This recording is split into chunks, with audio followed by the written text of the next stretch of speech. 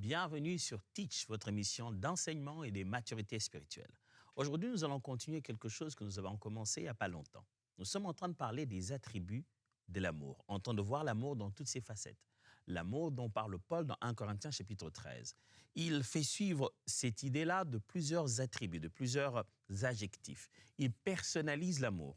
Il dit ce que l'amour est et ce que l'amour n'est pas. Aujourd'hui, nous allons étudier l'idée de la malhonnêteté autour de l'amour. L'amour n'est pas malhonnête.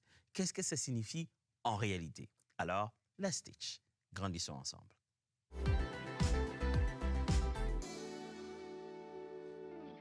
Lorsqu'on parle de l'amour, j'aimerais que nous nous positionnons tous dans cette direction. Nous avons tous quelqu'un à aimer. Nous avons tous besoin d'être aimés. On aime un ami, un frère, une sœur.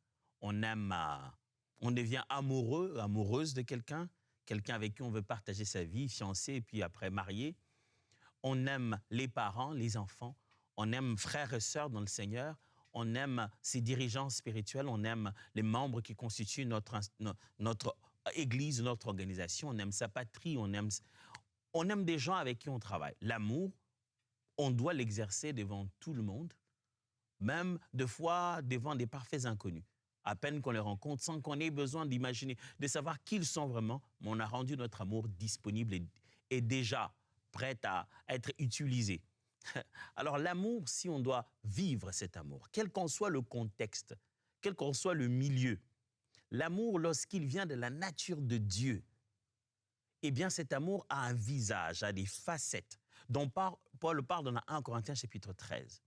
Et dans son discours, il arrive au verset 5, et il dit que l'amour n'est pas malhonnête. En étudiant ces textes, vous verrez que Paul fait 7 affirmations. Il parle de l'amour de 7 manières à la voix affirmative et 9 manières à la voix négative. Il dit ce que l'amour est et il dit ce que l'amour n'est pas. Parmi les choses dont l'amour n'est pas, eh bien, l'amour n'est pas malhonnête.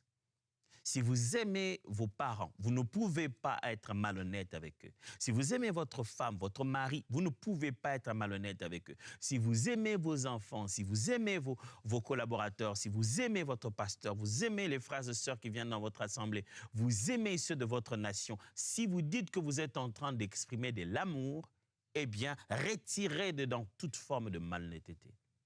Mais ça signifie quoi? Ça signifie premièrement que l'amour agit avec honneur, pas d'indécence. En fait, l'amour n'est pas malhonnête, signifie l'amour est plein d'honneur et pas d'indécence. L'amour n'est pas indécent. Le mot que Paul utilise ici dans le texte pour dire « n'est pas malhonnête », en grec c'est « ouk achemoné », qui signifie simplement « conduite digne » qui ne fait pas honte. Une conduite digne qui ne fait pas honte. Une conduite honorable. Ça ne fait pas honte à Christ. Une conduite honorable, une conduite digne. Ça ne fait pas honte. Tu ne fais pas la chose, on se dit non, mais comment il a pu faire une chose pareille? Tout le monde se cache, il dit non, il ne faut même pas qu'on sache qu'on est ensemble. C'est tellement honteux. Quand on aime, on ne pose pas de tels actes vis-à-vis de la personne que l'on aime. 1 Corinthiens chapitre 13, justement, verset 5, d'où vient tout ceci? 1 Corinthiens 13, 5. Elle ne fait rien de malhonnête. Elle ne cherche point son intérêt. Elle ne s'irrite point. Elle ne soupçonne point le mal. On dit elle ici parce que c'est la version seconde et on utilise le mot charité, la charité. Donc, elle ne fait rien de malhonnête. Dans les émissions précédentes, j'ai eu l'occasion de pouvoir expliquer l'idée de charité et l'idée d'amour, pourquoi c'est traduit dans la version seconde en charité. 1 Pierre chapitre 2, verset 12. 1 Pierre 2, 12. Ayez au milieu des païens une bonne conduite, afin que, là même où ils vous calomnient comme si vous étiez des malfaiteurs, ils remarquent vos bonnes œuvres et glorifient Dieu au jour où il les visitera. Pierre plutôt édifie les chrétiens en leur disant, écoutez frères et sœurs, parmi les non-croyants, qu'on voie vos bonnes œuvres. qu'on regarde votre conduite, elle soit si honorable que ces gens qui ne connaissent pas Dieu, le jour où Dieu se manifeste à eux, ils se disent « ouais. On glorifie Dieu parce qu'on l'a déjà vu au travers de ce frère, au travers de cette sœur-là. L'amour agit avec honneur. Quand tu aimes quelqu'un, il doit se sentir honoré. T'es senti honoré? T'es senti honoré par tes parents, t'es senti honoré par tes enfants, t'es senti honoré par ton mari, par ta femme, par ta fiancée, par ton frère, par ta sœur.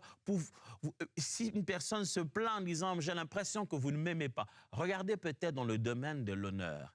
Est-ce que cette personne se sent-elle honorée? Voici cette phrase à retenir. L'amour laisse l'honneur partout où il passe.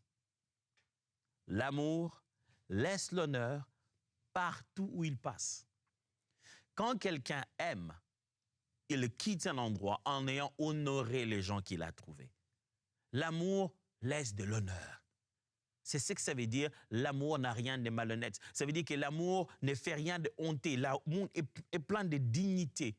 Quand quelqu'un t'aime, il te fait sentir honoré. De fois, on se dit, « Ah, mais pasteur, tu sais, j'aime beaucoup cette jeune fille, je suis tellement amoureux d'elle. » Mais lorsqu'au quotidien, elle ne se sent jamais honorée, comment veux-tu qu'elle perçoive l'amour dont tu parles? L'amour ne s'exprime pas l'honneur qu'on accorde à l'autre. Deuxième vérité, quand on dit que l'amour n'est pas malhonnête, ça veut dire l'amour dit la vérité. Pas de mensonges ni de ruses. L'amour dit la vérité.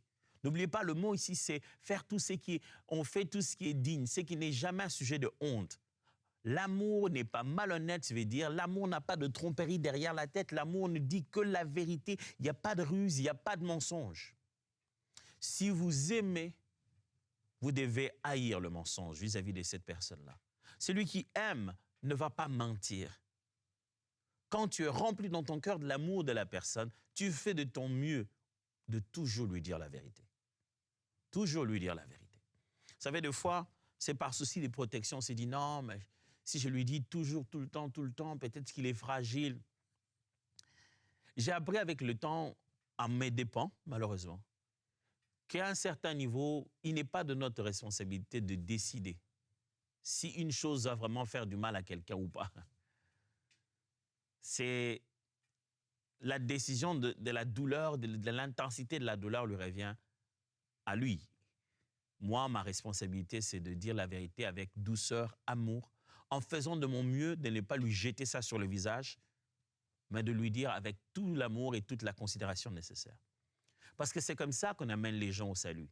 On leur dit la vérité sur leurs péchés, même si c'est dur à entendre, mais c'est la vérité. Et cette culture devrait rester en nous. Si nous montrons au monde qui nous entoure l'amour de Dieu, en leur disant la vérité sur leurs conditions de vie, avec souplicité, avec douceur, avec amour, en tournant notre langue cette fois, eh bien, ça doit rester notre culture dans toute autre forme d'amour. Dire la vérité, ce n'est pas le moyen juste pour l'évangélisation. C'est l'attitude naturelle de celui qui aime. Nous ne disons pas aux gens la vérité juste pour qu'ils entrent au royaume de Dieu. Non, nous leur disons la vérité parce que c'est l'expression de l'amour de Dieu pour eux. Alors, ne limite pas ta vérité dans le domaine de l'évangélisation. Fais de ça ta vie. Dis la vérité aux amis. Dis la vérité aux collaborateurs. Dis la vérité à la femme. Dis la vérité au mari. Dis la vérité aux enfants. L'amour ne fait rien de malhonnête. Éphésiens chapitre 4, verset 25. Éphésiens 4, 25. C'est pourquoi renoncez aux mensonges et que chacun de vous parle selon la vérité à son prochain, car nous sommes membres les uns des autres. Voilà. Renoncez aux mensonges, que chacun de vous parle à la vérité, avec vérité à l'un à l'autre. Si vous voulez voir, venir à un endroit où l'amour commence à partir, où l'amour est en train de sortir par la porte de derrière, sachez-le bien que c'est parce que par la porte d'avant, les mensonges ont commencé à entrer. Les ruses et les tromperies. On commence à réfléchir, les calculs ont commencé à se faire. Et derrière les mots, les gens ne disent plus ce qu'ils disent tout haut.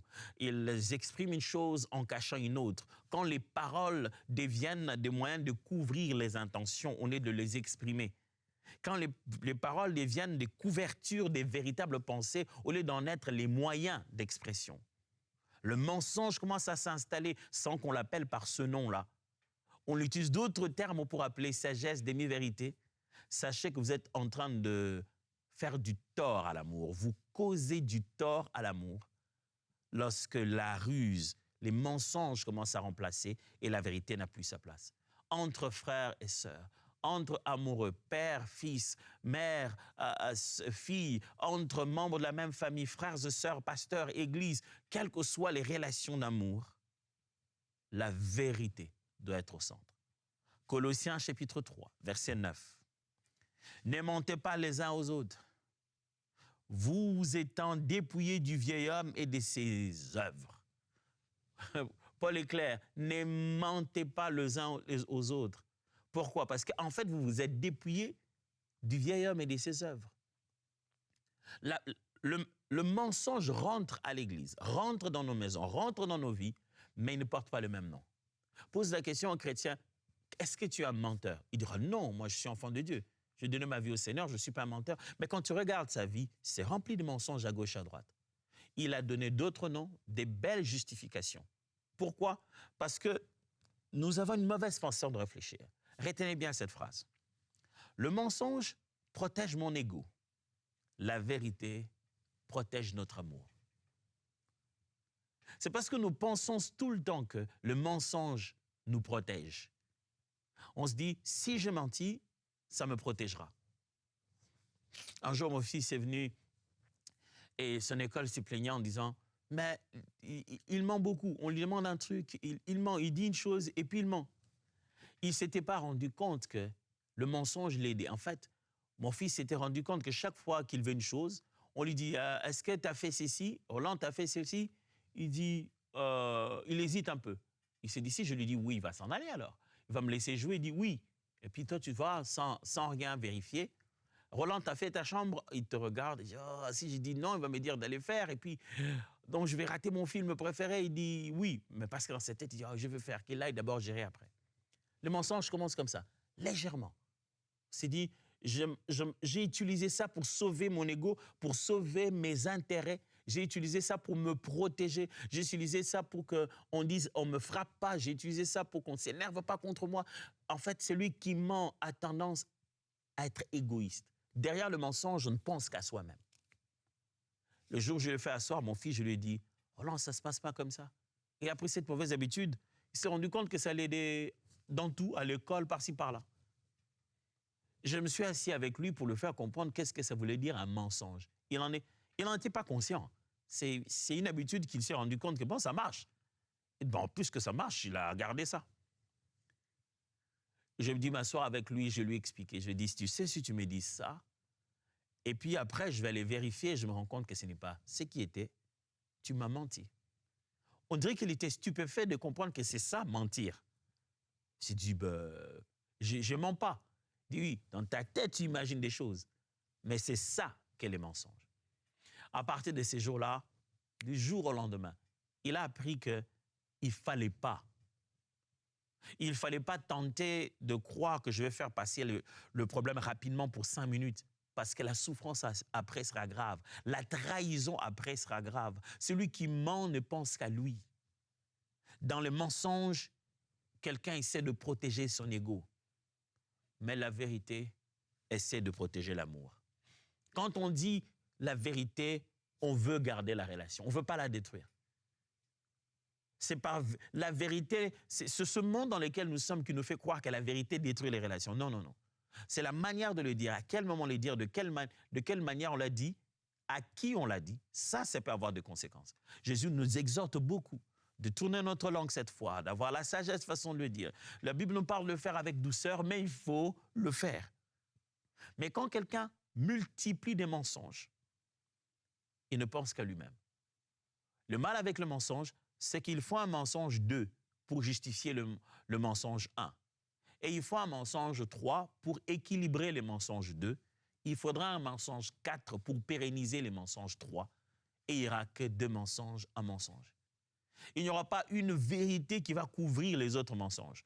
Quand la vérité arrive, elle va tout exposer. Si vous aimez, ne faites rien de malhonnête. Ne cachez pas la vérité.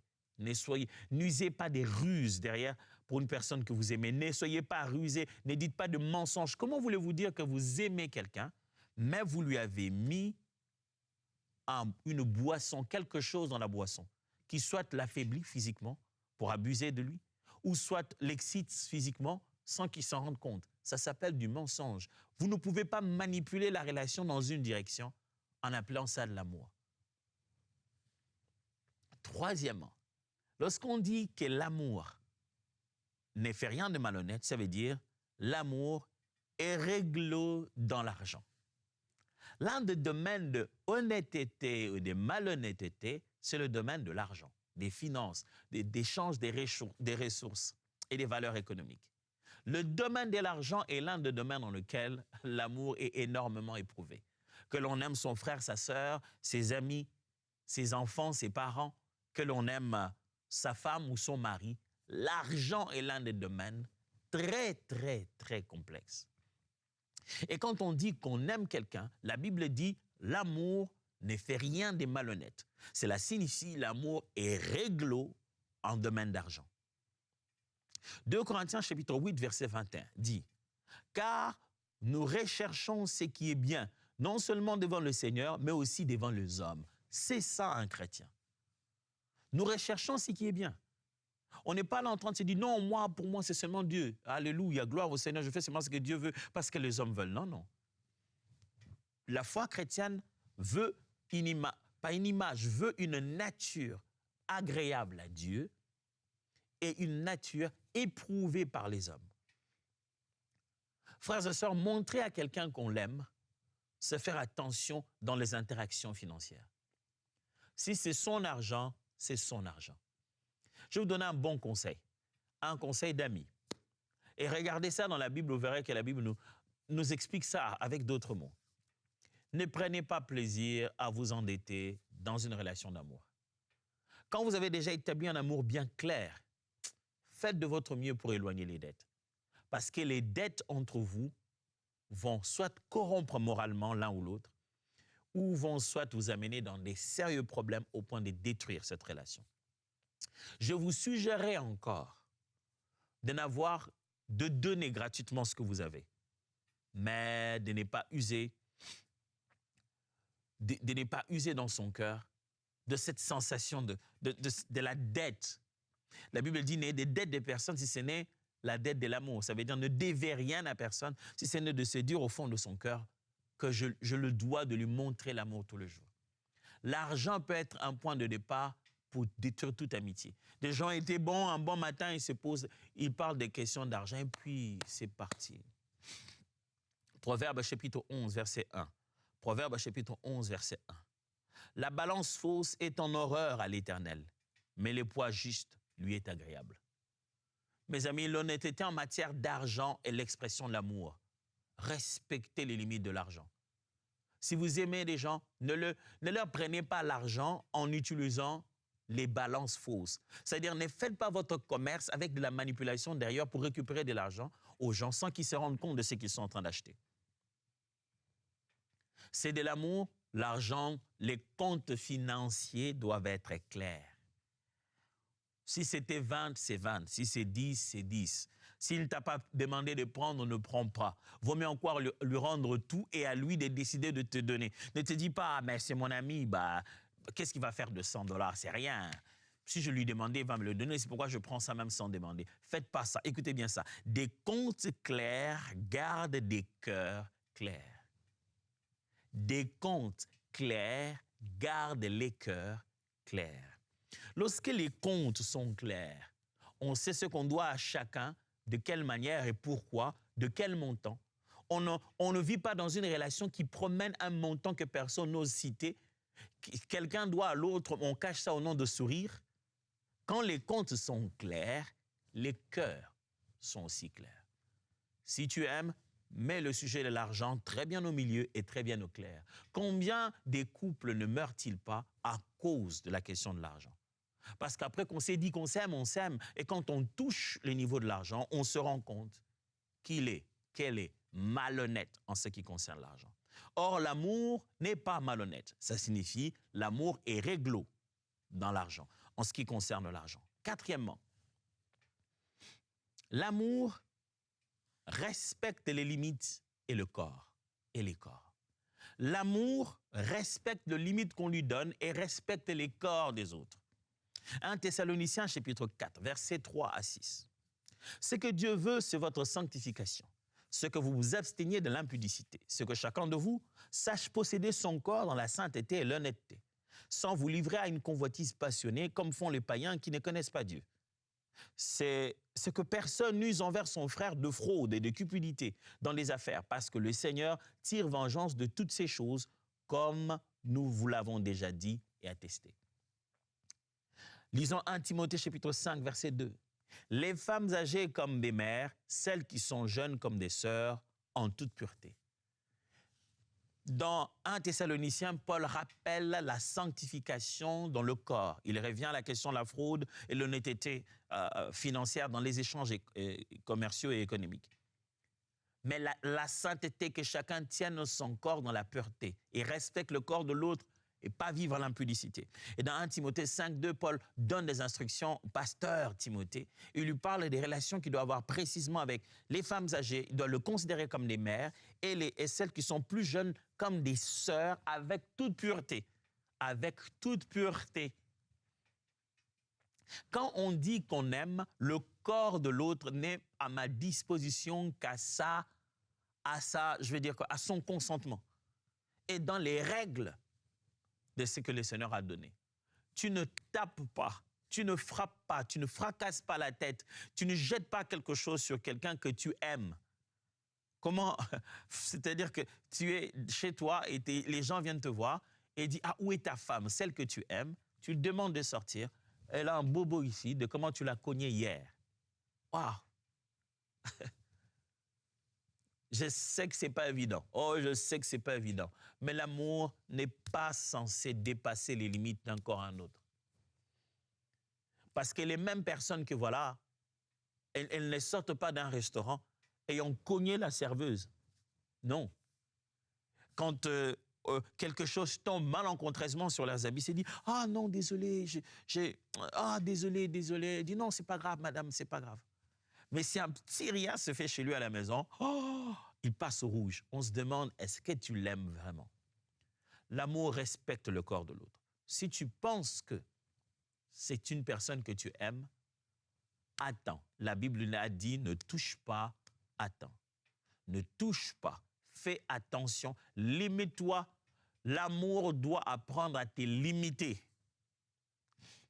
Écoutez bien cette phrase. Le respect est la grammaire de l'amour. Là où les limites sont claires, l'amour reste pur. Si tu veux savoir un endroit où on parle amour, même si on n'a pas dit mot aimer, mais on aime, c'est là où on respecte. Tu sens que les gens sont respectés, ça veut dire que les gens sont aimés. Là où il y a l'amour, là où il y a les limites claires, l'amour est aussi clair. On voit que cette personne même, parce qu'elle sait attendre, c'est limité là où se trouvent les limites. Cinquièmement, l'amour tient parole et rend ce qu'il doit. Quand on dit l'amour ne fait rien de malhonnête, ça veut dire aussi que l'amour tient parole et rend ce qu'il doit. Si je te devais, je le fais. Matthieu chapitre 5, 37 dit que votre parole soit oui, oui, non, non. C'est qu'on y ajoute, vient du malin. Romains 13, 8 dit « Ne restez redevable de rien à personne sauf d'aimer, car l'amour est une dette dont nous ne pourrons jamais nous acquitter. D'ailleurs, celui qui aime satisfait à toutes les obligations de la loi. » Frères et sœurs, l'amour tient parole et rend ce qu'il doit. C'est ça l'amour qui ne fait rien de malhonnête. Je dois quelque chose à quelqu'un, je ne dois pas commencer à fuir derrière, non, non, non. Si je ne sais pas le rendre, je dois lui montrer que je n'arrive pas encore à rendre, trouver le pardon ou trouver un arrangement. Mais si j'ai donné parole, je dois respecter la parole et rendre ce que je dois rendre. Écoutez cette phrase, la fidélité est la monnaie de l'amour. Si l'amour pouvait s'échanger, se donner par-ci, par-là, je te donne mon amour, tu me donnes ton amour, si on peut se donner de l'amour avec une certaine valeur, eh bien l'amour aurait comme monnaie d'échange la fidélité. C'est comme ça que deux personnes qui vivaient chacune d'entre elles chez elles, elles veulent se marier et vivre ensemble, ils se font fidélité. Il prononce fidélité. Je donne une parole que je vais tenir. Et lorsque l'une ou l'autre brise cette parole de la fidélité, c'est là qu'on se dit, tu ne m'aimes pas. Sixièmement, l'amour protège la confiance. Le sens de la confidentialité. Oh, en ce 21e siècle de l'intelligence artificielle et des réseaux sociaux, aimer signifie protéger la confidentialité de quelqu'un.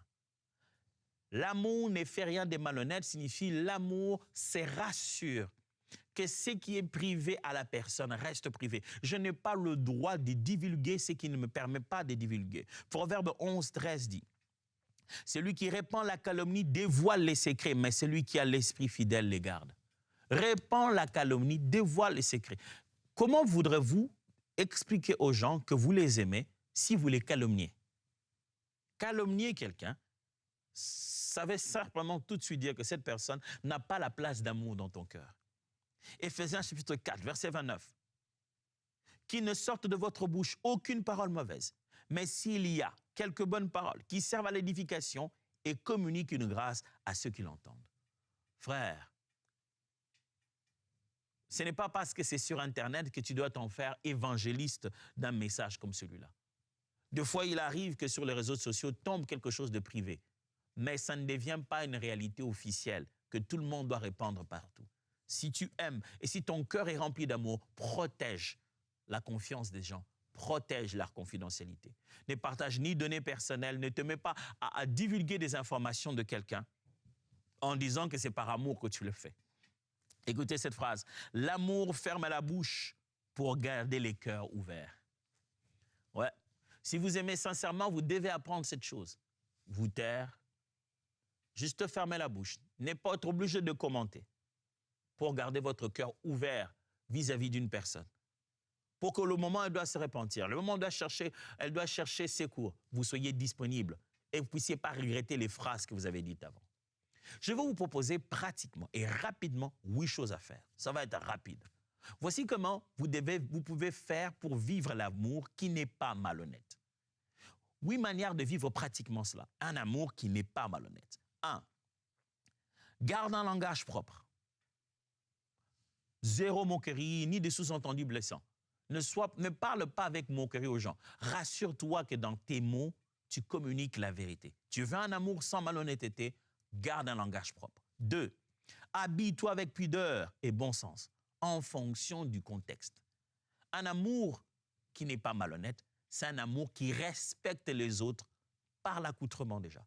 Habille-toi de manière à respecter les autres. L'habit ne te respecte pas toi seulement, il respecte aussi les gens qui sont là à tes côtés. 3. N'écoute pas la parole, laisse finir. Tu veux apprendre à vivre un amour qui n'est pas malhonnête, coupe pas la parole, laisse finir les autres. 4. Arrive à l'heure par respect. Use de l'heure des autres, respecte les autres en respectant leur temps. C'est un signe d'amour très fort. 5. Demande la permission avant de partager une info ou une photo. Demande la permission. Impose-toi de demander la permission. Ça montre que tu aimes sans malhonnêteté. 6. Ne ridiculise pas en public, même pas en privé. N'aie pas cette habitude-là. Ne ridiculise pas. Même si c'est sur un ton d'humour, mais ne dis pas quelque chose qui diminue la valeur de l'autre. 7. Range l'espace commun que tu utilises. Si tu veux montrer aux gens que tu les aimes, là où tout le monde utilise, c'est la table que tout le monde utilise, c'est la voiture que tout le monde utilise, c'est l'endroit, c'est la chaise où tout le monde se met. Quand tu l'as utilisé, pense aux autres. Si tu aimes les gens qui t'entourent, pense aux autres. Et 8. Tiens tes promesses du jour. Ce que tu as promis aujourd'hui, ne va pas dormir sans pouvoir tenir promesse. J'ai été le plus pragmatique possible. Et cette semaine, on va garder ces rythmes de pragmatisme. Dieu vous bénisse et voyons-nous demain.